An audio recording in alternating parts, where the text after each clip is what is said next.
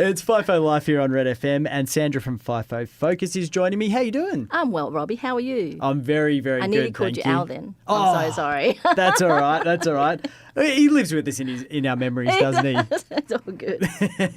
Now, we're looking at the mental health spectrum today. Yes, I thought it was important to talk about what mental health is because a lot of people, when I speak about mental health, they think, what do you think actually? When I say mental health, what are some of the things you think about? Depression, probably the first thing. Absolutely. So most people think depression, anxiety, they think schizophrenia, they think these people that just can't control themselves, all those sorts of things. Mm-hmm. But mental health falls into a spectrum, and it starts with being healthy, which means you can deal with the day-to-day challenges of life. You sleep properly, you can have social interactions, and when you're down, you can pick yourself up again. So that's the healthy part of the spectrum, so the first piece. Mm-hmm. Then you move into what we call reacting, which is where things are not quite right, but you can still deal with it. We call it like common reversible distress. So things like being impatient, a bit nervous, feeling a little bit sad.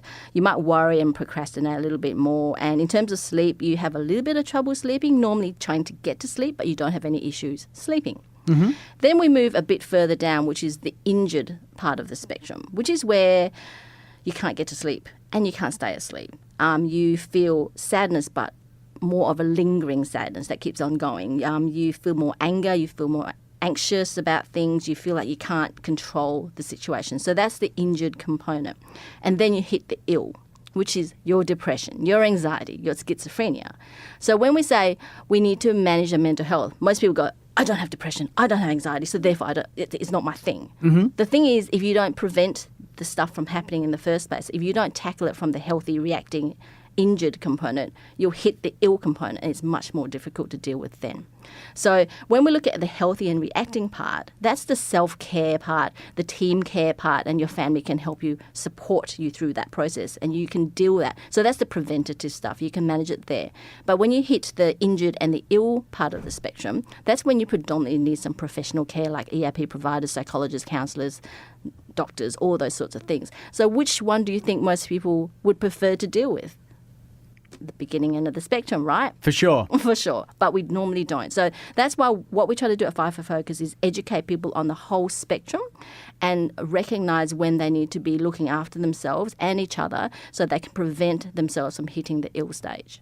So in that mental health spectrum, what you're saying is we could feasibly be sitting at any stage of it Absolutely. at any time, and it can swing back and forth. Absolutely, you swing back and forth. So it's not like you hit react and you're definitely going to get ill. You swing and then you go back to healthy, and then you swing a little bit more, and sometimes if you don't nip it in the bud, it will get worse. But most of the issues that you experience can be fixed. So the idea is recognise it early and treat it early, and there's no shame in asking for help because you're just trying to get yourself back into the healthy part of the spectrum. For sure. And I'm assuming it's probably the third section is where you probably really notice when things are going wrong. That's right. That's right. So a lot of what we do is we give people the tools and the skills and the coping strategies to manage it at the reacting second part of the spectrum.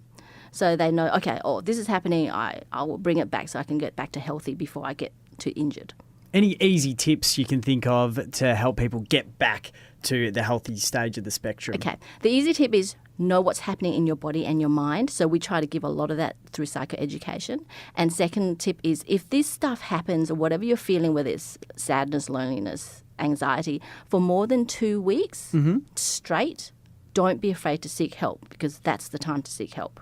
Okay, so if you're not sleeping, for example, that's when you sort of have to think, all right, this has been going on too long. Exactly. So it's not like, eventually I'll sleep and I'll try all these. I'll drink alcohol to sleep. And a lot of people do because it does relax them. But what they don't realise is alcohol helps you sleep. It doesn't help you stay asleep. So let's just look for alternative ways to help your sleep issues. This is a really interesting topic, Sandra. If people want to get more information about it, what's the best way to do it? Go through our website, fifofocus.com.au, or our Facebook page, which is also FIFO Focus. Sandra from FIFO Focus, thank you very much. Thanks, Robbie. Stick around here on Red FM as we continue FIFO Life.